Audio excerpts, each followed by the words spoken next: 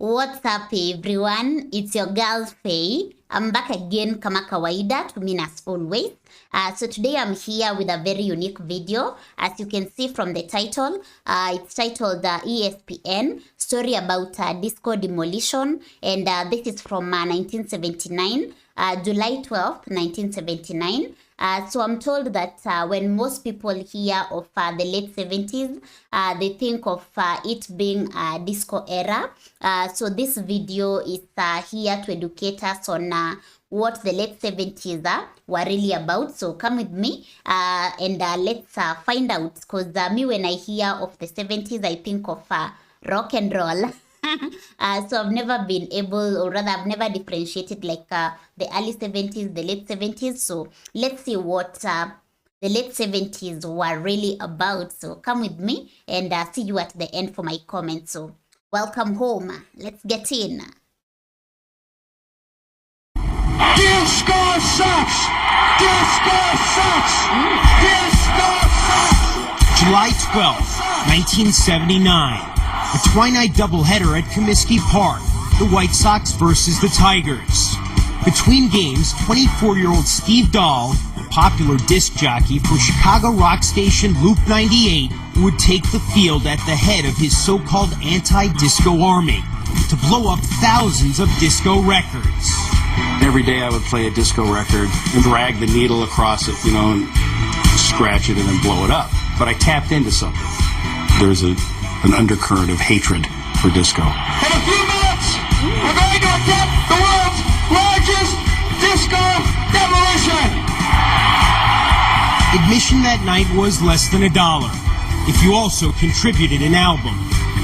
We have people come, 98 cents, you get in, bring a disco record, boom. Unusual promotions were nothing new at Comiskey in the late 1970s. White Sox owner Bill Veeck, one of the few owners enshrined in Cooperstown, was baseball's P.T. Barnum. It was Veeck who commissioned Comiskey's exploding scoreboard. It was Veeck who in 1951 sent Eddie Goodell to the plate. By 1979, his son Mike was running the White Sox promotions department. He's like, what is this disco demolition? I said, we're just going to blow up some disco records, and there's a guy in town who's red hot, and it'll draw some people. He was like, I really did think this is going to be embarrassing. At most, there will be 5,000 people that will show up for this thing, and I'm going to look like an idiot. He was worried that even if we doubled their attendance, take it to 12,000, stadium still don't look empty. Little did we know. This is now officially the world's largest anti-disco rally. There's throngs of people coming. There's throngs, and they're all carrying albums. The late Bill Veeck told me Sox Park had 70,000. First time Satchel Paige pitched, there had to be 70,000 people in that ballpark. I don't know how they got in. You could see people coming through the portholes out in left field. There was holes cut out in the wall, and people were coming up through the holes. People were swiping pops out of my tray, and there wasn't anything you could do about it. You couldn't move. You couldn't go chase someone because you couldn't get anywhere.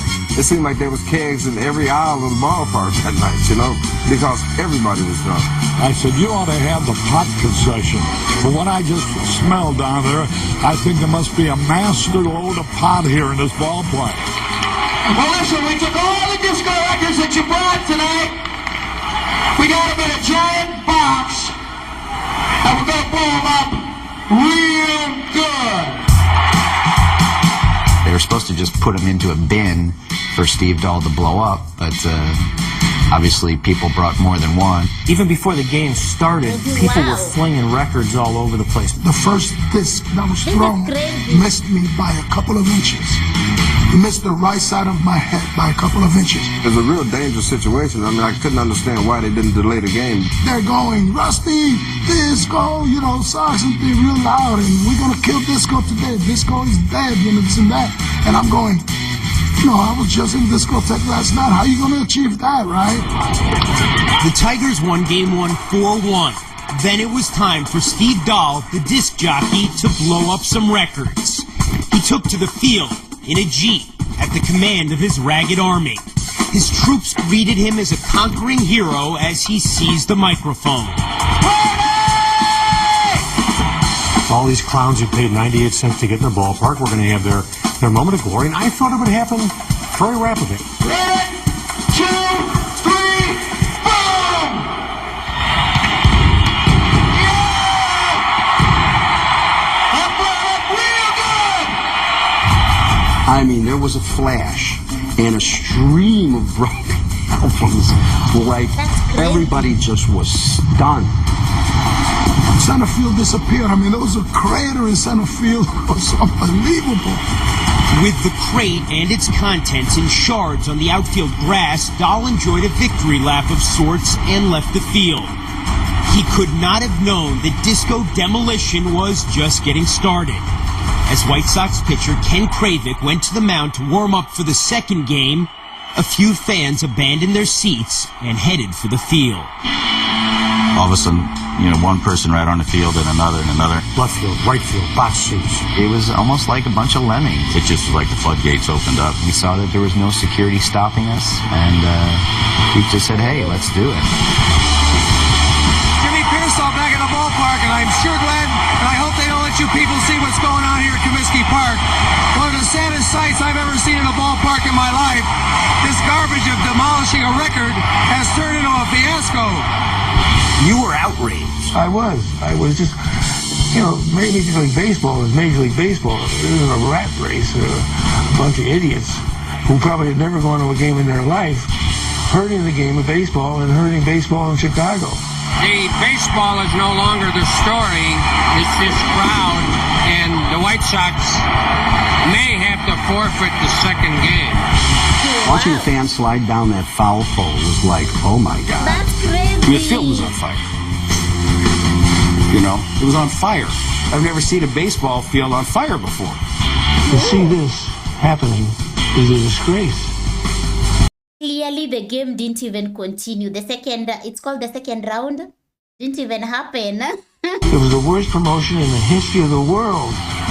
This is Belbeck. Please clear the park, or we'll have to call out the game and close the park. I saw people steal home plate, dig up home plate. They dug up home plate. I saw a lot of people running the bases, having simulated baseball games, which was kind of cool. They were ripping the field apart. Kids jumping up and down on the tarp. I'm pretty sure that I saw two people having sex behind third base.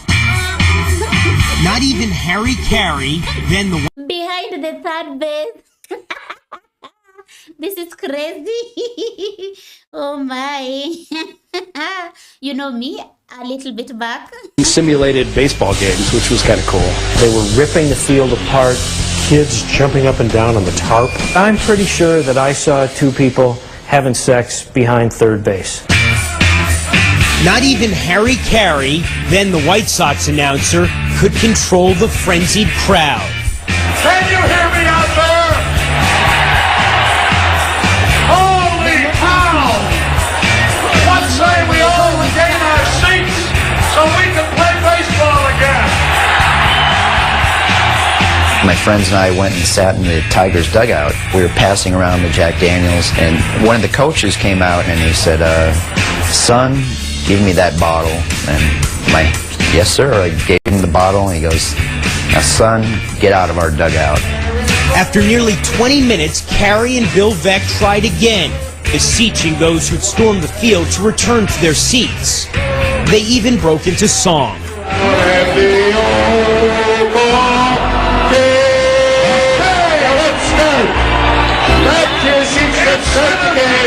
Their efforts were futile, as was the incongruously polite tone of a message on the scoreboard. The fans simply wouldn't surrender the field for the second game. Now the police are out on the field. Boy, oh boy. They rode in on their horses, and the kids just ran for the hills. After nearly 40 minutes of mayhem, Comiskey Park's field was pockmarked with divots and debris. You go out there, you see puddles of where beer and stuff was wasted on the field. There was glass broken out there. It was a mess. Yeah. With the Clearly, a game can't continue for hours until all this is cleared. So, of course, that will take time. So, that's crazy. So, the people were furious, huh? Disco Demolition. Disco revelers finally off the diamond, the grounds crew attempted to make the field playable. Even as Tigers manager Sparky Anderson argued it would be impossible to play. Dahl's Army had demolished Disco, and in the process, Comiskey's field. The umpire-in-chief and the president of the league has declared that the playing conditions on the field will not permit them to play the second ball game. The White Sox were forced to forfeit. There were 39 reported arrests, but only minor injuries, among what some say was the largest ever White Sox crowd. It was a disastrous evening from my standpoint. There are no number of tickets that you could sell that would make it worthwhile. Dad thought I got hustled. He was always of the opinion that the station knew that it was going to be a lot bigger than I had any idea. I always took one great offense more than anything else. Don't blame us. We did a promotion that overworked. You got to give them credit, though. I mean, they did get a big crowd at the ballpark. That's stupid. You're stupid for saying that. I want to tell you right now. You talk to people in the radio business, and they'll tell you that overnight, stations stopped being disco stations. The Bee Gees actually blamed me for killing disco, which I felt was a victory for me. I took that as a win.